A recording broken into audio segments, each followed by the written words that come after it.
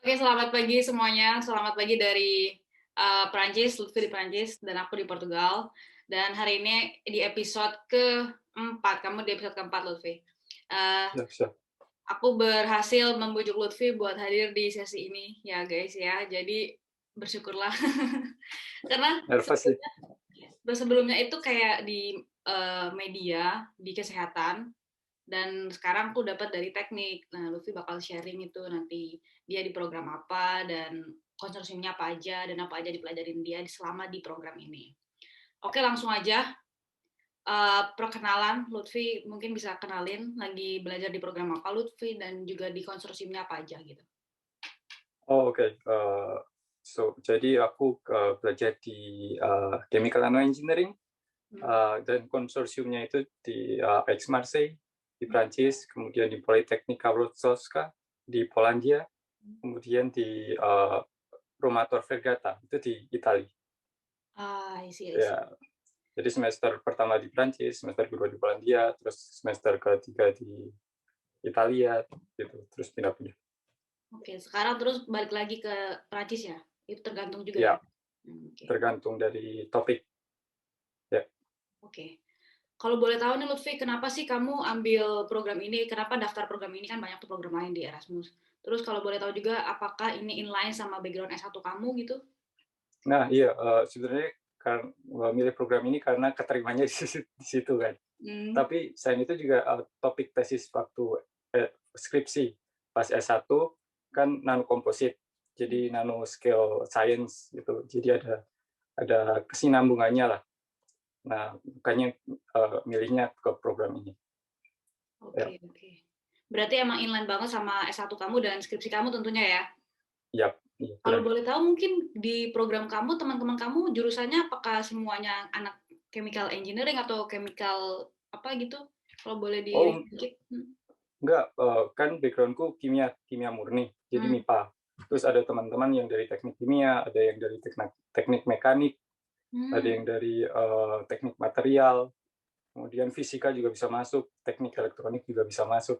Hmm. Jadi multidisipliner. Oke, jadi Ya, teman-teman tuh suka nanya gitu loh, kadang aku bisa nggak sih kalau nggak sakit jurusannya gitu kan? Tapi ternyata dari bidang-bidang tertentu tadi yang Lutfi udah sebutkan itu juga bisa gitu ya untuk dipertimbangkan ya, masuk ke program. ya. Soalnya kan sebenarnya program ini kan multidisipliner. Jadi yang dipelajarin selama program nggak cuma kimia kimia murni meskipun itu fokusnya kan, tapi selain itu juga belajar sedikit pemrograman, sedikit Hmm, fisika, iya, mekanika fluida, wow, ya jadi cobain sedikit dari berbagai disiplin ilmu gitu. Itu immersif ya menarik ya. programnya ya. Iya, Ya, iya seru-seru. kemarin kemarin ngobrol sama si Oci dari Marine Environment gitu kan. Dan dia juga bilang kalau ini Mbak keren banget, misalkan aku ngambil apa sih dia bilang penelitian aku di kampus yang di Inggris, teman aku dia bilang, dan itu emang labnya emang khusus banget buat di bidang aku gitu. Nah kalau Lutfi sendiri nih, apa sih hal yang sangat, oh nih untung banget ngambil kuliah di sini dan dapat hal yang memang sesuai banget dan labnya juga mendukung banget mungkin, atau hal yang menurut Lutfi perks-nya dari ikutan program ini? Ah, menurutku yang spesial itu karena ya internasional, lingkungan internasionalnya gitu. Hmm, Bisa dibilang sekelas itu seluruh dunia ada mahasiswa dari seluruh dunia gitu. iya. Eh, Buatku 21 orang Hmm, di angkatanku kan itu semua benua ada kecuali benua Australia kebetulan. Jadi iya. ada yang dari Afrika, dari Ghana, dari Ethiopia, terus ada yang dari Kazakhstan, Turkmenistan, ada yang dari Amerika, ada yang dari Spanyol gitu. Jadi seru belajar berbagai budaya, teman-teman dari berbagai background budaya gitu. Itu juga seru ya. Seru, seru, seru. Kalau misalkan masalah keekspertisan nih, misalkan nih kalau di program aku contohnya ya, kita Hmm. belajar ada namanya intercultural education, dan ada satu teoris yang mencetuskan teori ini namanya Michael Biram gitu, atau orang yang sebagai salah satu foundernya gitu. Dan ternyata karena ada di program ini dan mungkin tinggal di Eropa juga, jadi waktu itu kita diundang langsung Michael Biram buat di kelas gitu. Jadi berasa kayak wah enak banget nih langsung ketemu sama pakarnya gitu. Kalau kamu sendiri pernah nggak ada sesi kayak gitu sama pakarnya langsung? Oh iya, kayak kuliah tamu gitu ya?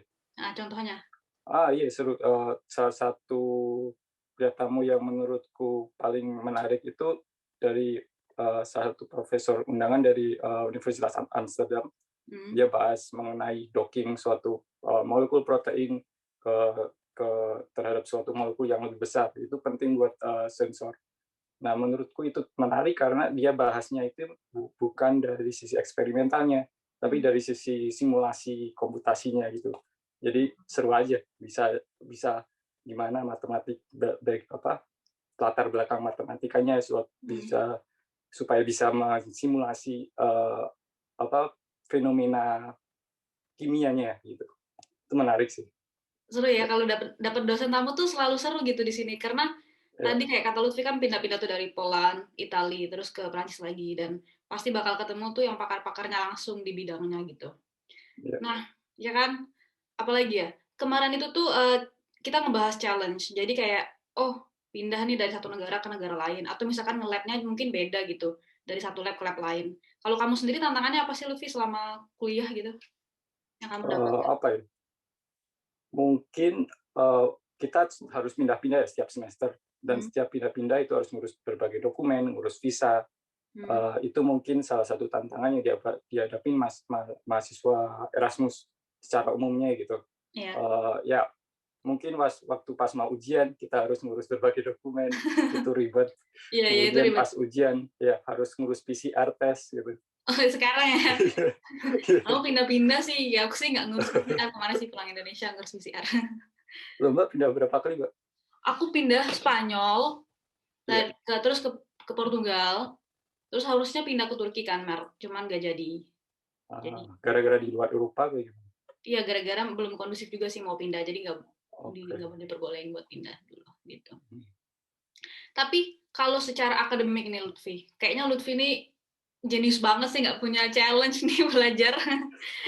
Ya, Eh, Misalkan nih waktu itu aku bilang ke Yoci, dia bilang, iya sih Mbak, misalkan nih kadang misalkan dari Spanyol ke Prancis, oh ternyata ujiannya tuh beda komponennya, atau misalkan proporsi belajarnya tuh beda, misalkan di sini nge-lab-nya berapa persen, terus kelasnya berapa persen, dan agak challenging gitu. Menurut kamu sendiri menemukan hal-hal yang menurut, oh iya nih beda dari Poland ke Italia gitu, atau gimana? oke. Kalau menurutku bukan challenging ya, tapi Oh, experience aja yang berbeda oke. gitu. Misalnya menurutku kalau di Prancis itu Hmm. fokus ke akademik, nilainya juga detail, bisa 0,8, 0,7 gitu. Hmm. Kalau di Poland kemarin itu sistemnya kayak deadline tugas terus, kayak dikasih mungkin tiap seminggu ada deadline, seminggu ada deadline. Jadi lumayan apa ya, lumayan tense gitu, intens Iya, tugas-tugasnya. Tapi nilainya uh, lebih enak gitu, gampang. dapetnya. Mungkin ya. Terus terus pindah ke Italia gitu kan. Sistemnya beda lagi. Mereka Nah, bukan tertulis, bukan bukan exercise gitu, hmm. bukan apa ya, bukan latihan, tapi mereka oral. Oh, Jadi oral. lebih kayak iya, jadi kayak diskusi sama profesor dua mata gitu.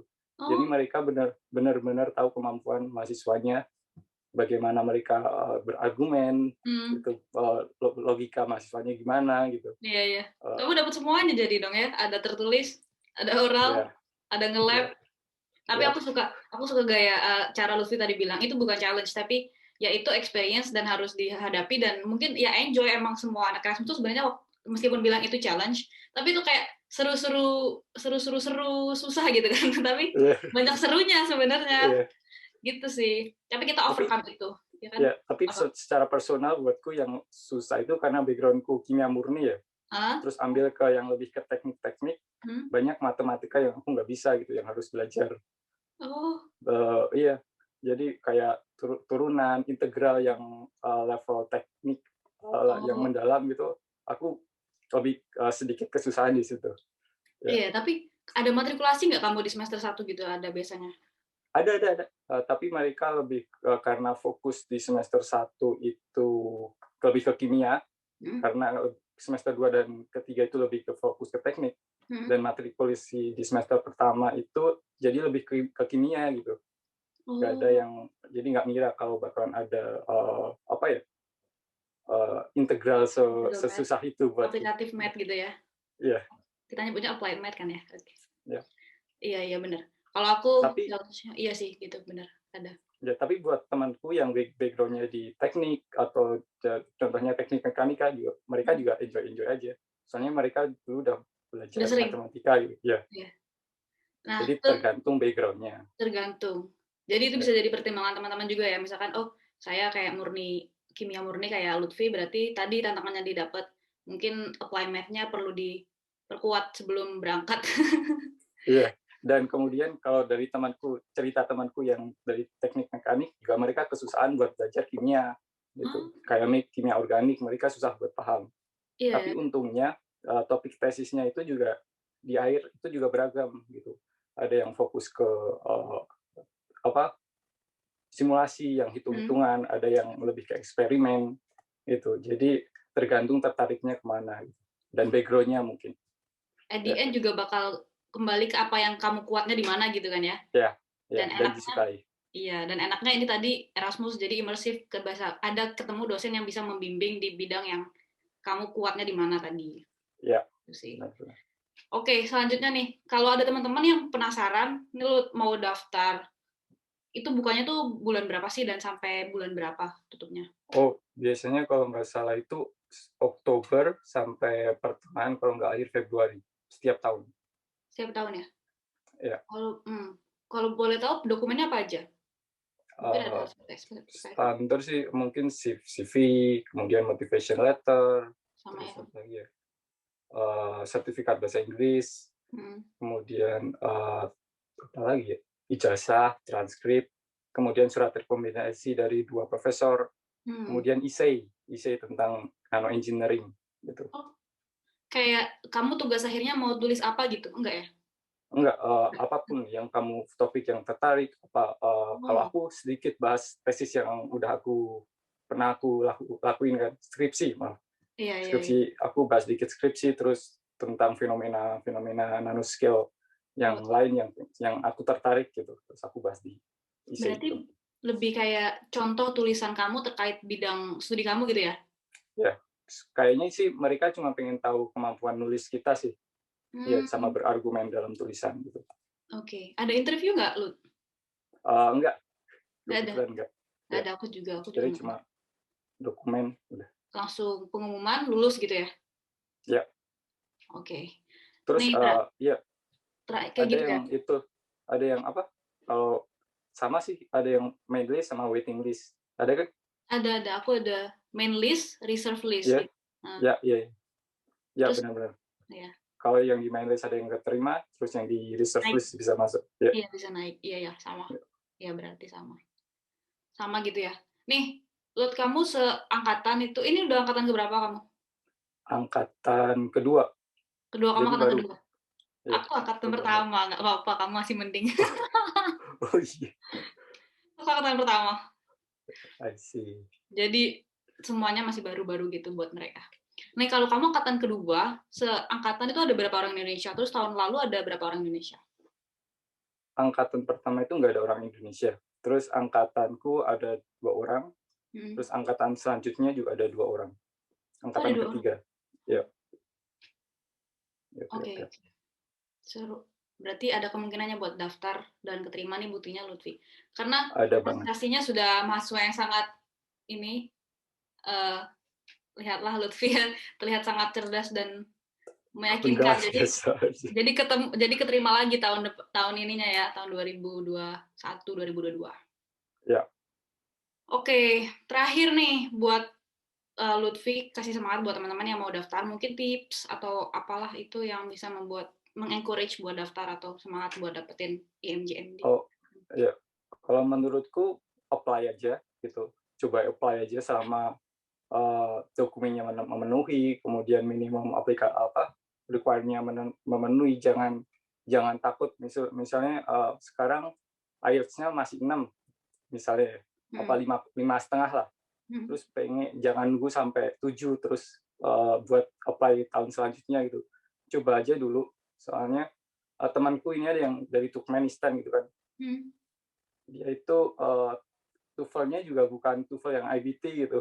Hmm. TOEFL Bisa. yang iya, tapi dia emang emang dia juara Olimpiade Kimia Internasional gitu. Oh, iya pasti ada Jadi hal lain. ada hal yang jadi apply aja mungkin konsorsiumnya itu mempertimbangkan selama kamu punya kapabilitas bisa diterima gitu. Jadi Iya, menurutku coba aja. coba aja ya. Iya, Ya, coba aja. Tadi Lutfi juga udah jelasin beberapa disiplin yang memungkinkan buat mendaftar. ya, Dan selama ada mungkin pengalaman-pengalaman sebelumnya juga bisa coba didaftar. ya. Dan Thank nggak you. terbatas sama program ini aja. Iya, benar-benar. Ada emang program lain yang mirip-mirip kamu apa emang Lutfi? Dari Nano Ada, Engineering? ada, Apa? ada. Coba sebutin. Kalau nggak salah namanya IMM Nano. Ya, itu IMM. mirip-mirip. Kamu daftar itu juga? Enggak. Nggak, ya. Tapi itu lebih kalau nggak tahu sih, tapi kalau nggak salah ya, setahuku dia lebih fokus ke fisika sama matematika gitu, lebih intens di situ. Oh, I see, I see. Aku Ya, ketinggalan satu pertanyaan lagi, Tata. apa? Ini, kalau misalkan nih, abis selesai kuliah nih, kuliah di 3 negara, terus ngambil nano engineering, Ya. kedepannya tuh apa sih prospeknya gitu? Apakah lanjut riset atau gimana? Oh itu kalau dilihat dari angkatan sebelumnya, Hmm? kebanyakan itu mereka lanjut PhD. Hmm. Jadi iya, ya tapi nggak tertutup juga buat kalau sepengetahuanku itu Hmm. bisa di riset dan pengembangan gitu di industri apa di startup gitu Hmm. bisa juga. Bisa Tapi juga. memang kebanyakan lanjut ke PhD. Oke. Ya. Internship kamu biasanya di tengah-tengah atau di mana? Atau di akhir? Ada? Maksudnya gimana? Ada istilah internship nggak sih kalau di teknik? Nggak ada ya? Oh iya, ini internship itu nge-lab kan, nge-lab Oh, ya di sini istilahnya nge-lab buat oh, tesis itu oh, internship. Ya. oke, oke, Jadi oke. selama 4 sampai 5 bulan atau 6 bulan di semester 4 itu Hmm? kita bakalan internship wajib buat Hmm. tesis. Oh, Nah itu kalau di Prancis hmm? itu dibayar, Oh, ya. boleh ya? Jadi Oh, kayak diperlakukan sebagai pekerja. hmm, hmm, Tapi selain internship di semester 4, mereka juga bisa mahasiswanya itu bisa belajar buat ambil internship hmm, di antara semester 2 sama semester 3. Kan hmm. ada liburan liburan summer ya? Iya, summer. Iya. Nah, itu sama liburan summer mereka juga bisa ambil internship, tapi itu seperti inisiatif sendiri gitu loh. Oh, Kita ngontak dosen apa apply bukaan buat internship gitu. Itu juga ada kesempatan buat seperti itu. oh, oke, oke. Sip, sip, sip. Oke deh, begitu saja dari kita berdua. Terima kasih Lutfi sudah sharing terkait yang dipelajari dan juga semangatnya buat ke teman-teman dan adik-adik di luar sana. Jadi, Sama-sama, Mbak. nanti Lutfi bakal share linknya, nanti cek aja di deskripsi ya. Siap, Dan siap, siap. ya nanti aku itu deh, nanti aku share. Siap. Thank you, selamat pagi.